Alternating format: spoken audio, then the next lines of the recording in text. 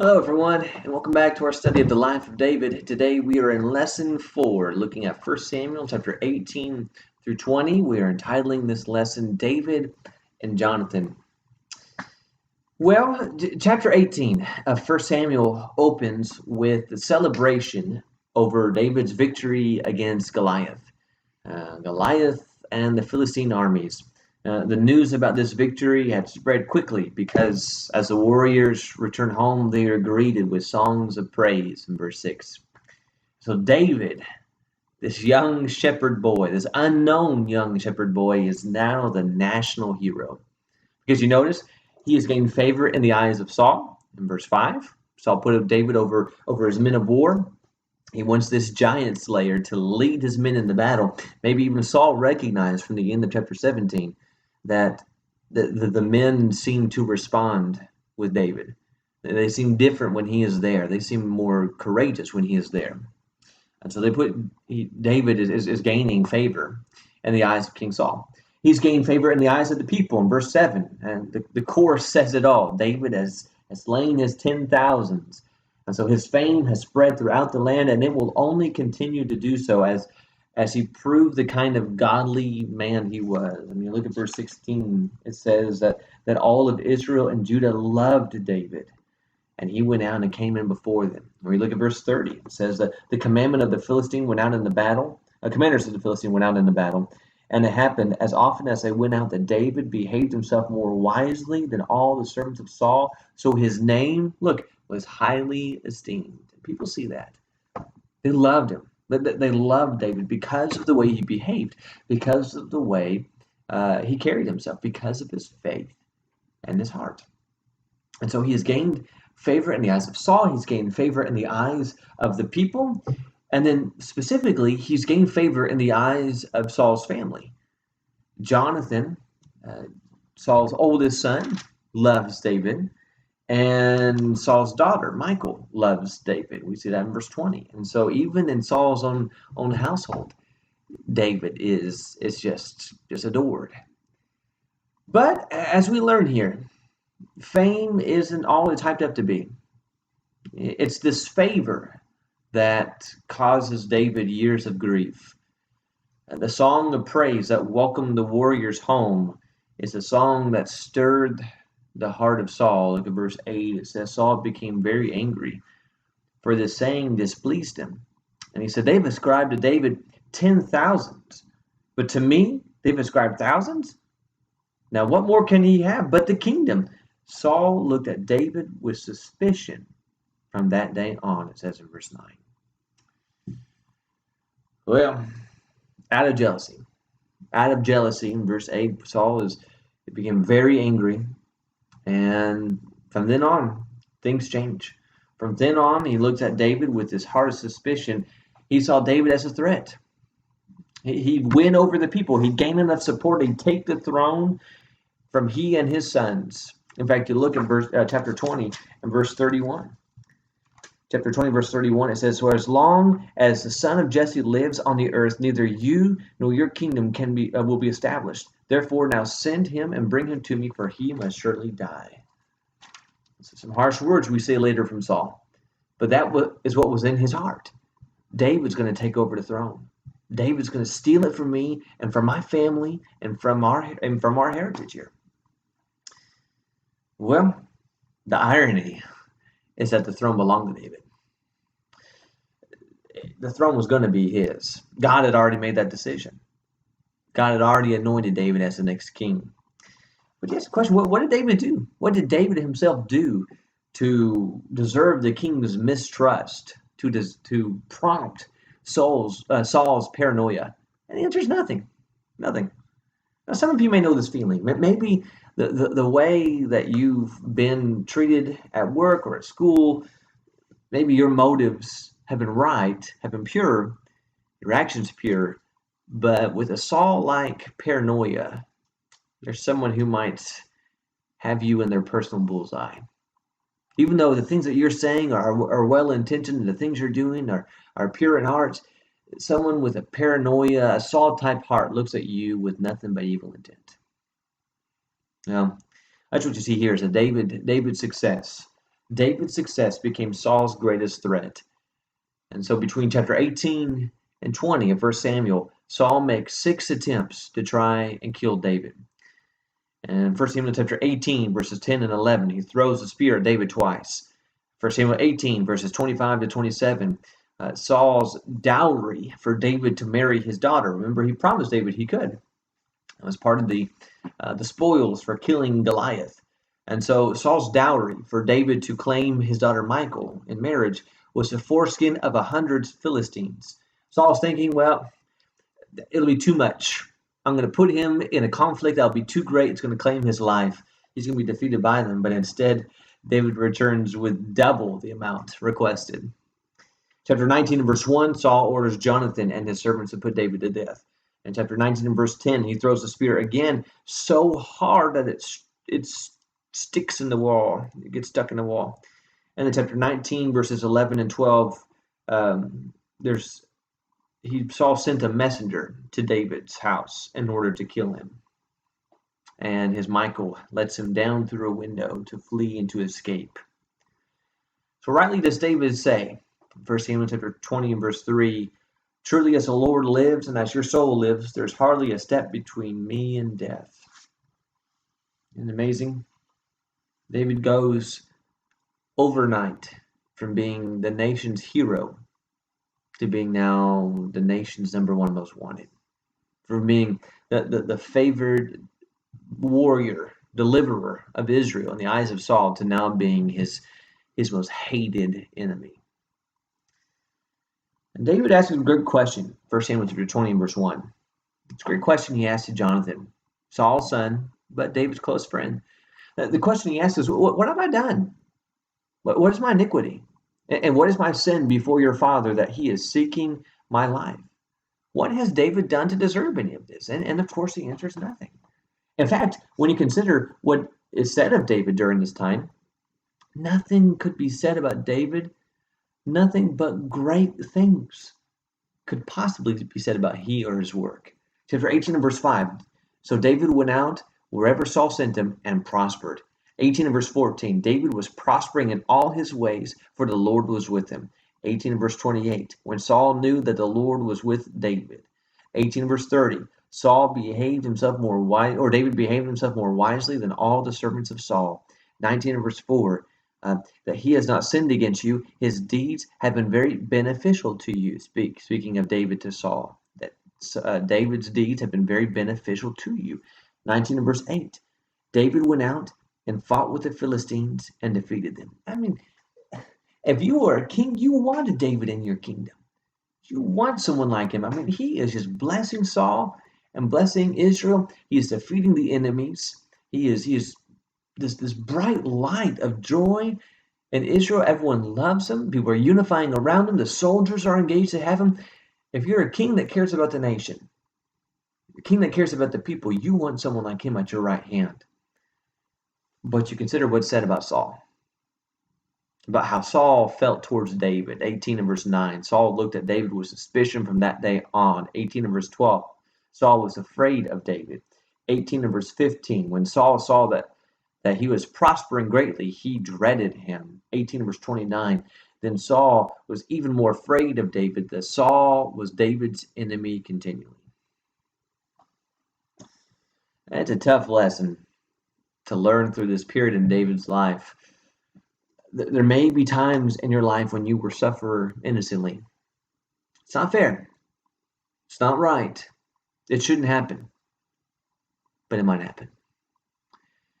The lesson to learn here from David is that he didn't retaliate. He didn't get even. He didn't rally up a coup to take over the throne. No, this is a time in life when David relied on 2 things to help him get through. David relied on 2 things to help him get through, and it's the 2 things that we need to rely on when we suffer innocently, when we are suffering, facing hard times of crisis. Number 1, David relied on the Lord. David remained faithful to God and looked to God for strength and support. And so during this time, David is still writing Psalms. The Psalms that we read, as you read them of David, they show us his heart. They are a reflection of what it was that he was thinking and what he was feeling at that time. One example is Psalm 59. It was written when Saul sent men as they watched his house in order to kill him. So here's what he said. Psalm 59 verse 1 says, "Deliver me from my enemies, O my God. Set me securely on high, away from those who rise up against me." And verse 9 he says that, "For God is my stronghold." And verse 16 in Psalm 59, "I shall sing of your strength. Yes, I shall sing of your loving kindness in the morning, for you have been my stronghold and a refuge in the day of my distress." David looked to God for strength and safety, and he praised God for both. Praise God as the God who gave both.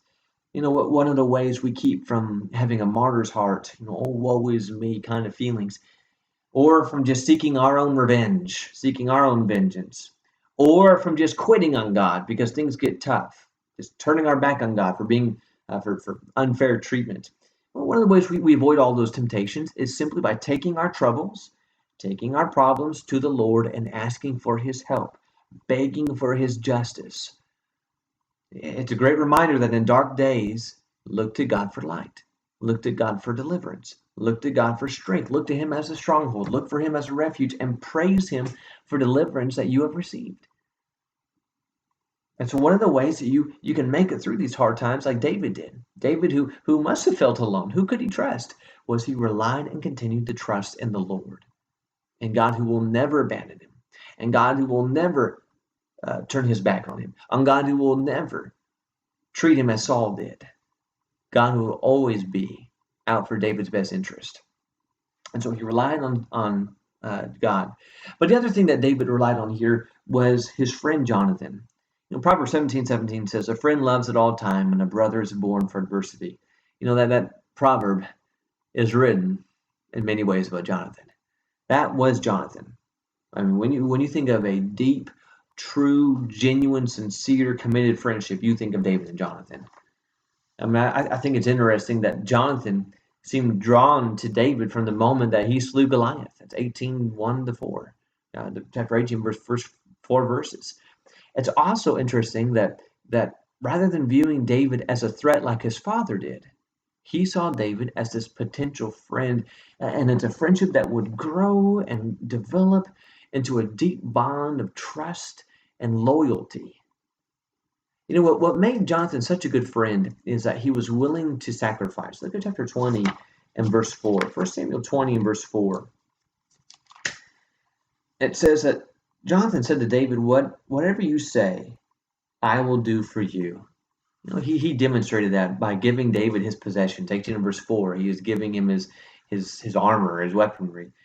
So a good friend doesn't keep score. Whatever you need, they're going to provide it. If they can help, they're going to help. And that's Jonathan. What made Jonathan a good friend was that he was supportive when others turned their back on David. In chapter 19 and verse 4, it reads, chapter 19 and verse 4, 1 Samuel, it says, "Jonathan spoke well of David to Saul his father, and said to him, 'Do not let the king sin against his servant David, since he has not sinned against you, since his deeds have been very beneficial to you.'" He says, even though his father was suspicious, angry at David, Jonathan took up for him in front of his father. In chapter 20 and verse 32, 20 and 32, Jonathan answered Saul his father and says, "Why should he be put to death? What has he done?" Saul's commanding Jonathan, "Look, you killed this young man, David. He's taking your throne." And Jonathan's answer is, "Why would you put him to death? Why would you kill him? What has he done?" You know what happens? Well, in verse 33, Saul throws the spear not at David. He throws it at his own son. Saul's suspicion, his jealousy, the inventions prompted by rage and fear in his mind have so twisted his thinking, he would even out of anger kill his own son who was unwilling to kill David. We'll talk more about Saul and what that means in a future lesson. But at least you look at David, or Jonathan here. Jonathan spoke so well of David. He defended David against his father. He was quick to tell David what Saul had planned to harm him in chapter 19, verse 2, and chapter 20, verse 9. And then the whole scene of chapter 20, the new moon feast, was a test that David had planned to determine the heart of Saul, and Jonathan gladly went along to help. Saul had invited or expected David at the table for the new moon festival, and Jonathan was there helping provide the right answer to David, which was his father is not going to change. His father wanted to kill David, and David needed to be on the run to flee. He proved to David his loyalty, his trust, and his sincere love. And that's the thing, is one of the things that made Jonathan such a good friend was a source of encouragement and strength in such a dark time in David's life. In chapter 20, verse 14, it says, if I am still alive, will you not show me the loving kindness of the Lord, that I may not die? You shall not cut off your loving kindness from my house forever, not even when the Lord cuts off every one of the enemies from David, from the face of the earth. So Jonathan made a covenant with the house of David, saying, may the Lord require it at the hand of David's enemies. Jonathan made a vow, again, because of his love for him, because he loved him as he loved his own life. There's something Jonathan could see. Saul couldn't see it because Saul was delusional. Saul didn't think about God. Saul's heart was far from God. But Jonathan could see it. Jonathan could see that the Lord was with David and that the victory was in his future. The throne was in his future. And so he didn't speak towards that future with jealousy or envy. No, instead he just makes a covenant with David. And they agree that David's going to continue to show Jonathan's family compassion and kindness and generosity in the future. You know, there really is something here for us, and I think it fits within our times. If you find yourself beaten down, discouraged, weary because of problems that you faced in life, maybe even a Saul-like person in your life who've made things difficult, what'll make the greatest difference from giving in to such a despairing, complaining, defeated kind of heart is focusing on the Lord. Right? Give all your troubles to him in prayer. Lean on him. Look to his promises. But then surround yourself with good, godly friends. Good friends are a source of help and strength and encouragement. Good friends are ones who will stand by your side when others flee. I would ask you to fill in this phrase. How would you finish it? Think about your closest friend. It may be your mate. It may be someone that you've known for a long time. My best friend helps me grow closer to Christ by... How'd you finish that? What are they doing to help you grow closer to Christ? And how would you finish the opposite of that phrase? I am helping my friend grow closer to Christ. My best friend draw closer to Christ by... What are you doing? Galatians 6 verse 1 says that if anyone stumbles, that you who are spiritual bear one another's burdens and so fulfill the law of Christ. In fact, that's one of the great things about Galatians 6 verse 1, that fulfilling the law of Christ is described by helping another with gentleness, correcting them, those who have fallen, lest we too, looking to ourselves in our lives, lest we too be tempted and fall. Let me read the passage here, make sure I'm quoting bits and pieces. We're going to just read right off the page. Galatians 6 verse 1, brethren, if anyone is caught in his trespass, you who are spiritual, restore such a one in the spirit of gentleness, each one looking to yourself, so that you too will not be tempted. Bear one another's burdens and therefore fulfill the law of Christ. Bearing one another's burdens, helping another when they have fallen. And the goal when someone has fallen is not to push them down, but it's to lift them up, to help them be stronger than they were before. It requires us to have a listening ear and a sympathetic heart, a compassionate spirit. Proverbs 27 verse 17 says, iron sharpens iron. Each does their own part to help strengthen and care for one another. And those are the kind of friendships we need in our lives. Do you have a Jonathan type friend in your life? Do you have someone who will stand up for you, who will sacrifice for you, who will support you when others turn against you and speak well of you? You have someone who will be a source of encouragement and strength to you, who will help you in your walk before God, your walk with Christ and your journey home. You need to get that kind of friend. And then you need to be that kind of a friend. You need to be a Jonathan to the Davids in your life. Because there may come times in our lives that we are like David, and what we need to make it through those dark valleys is a trust in our God who will never lead us, and the help and support from true godly friends who love us and care for us and won't abandon us. It's amazing study, but amazing friendship. I hope you have those kind of friends in your life. Thank you so much for studying with me. If there's things that you've seen that you'd like to share with me, some things that are interesting, maybe some things you have questions about, send me an email, send me a message, and I'd love to hear from you. I hope you have a wonderful day, and I look forward to studying again with you soon. Bye bye.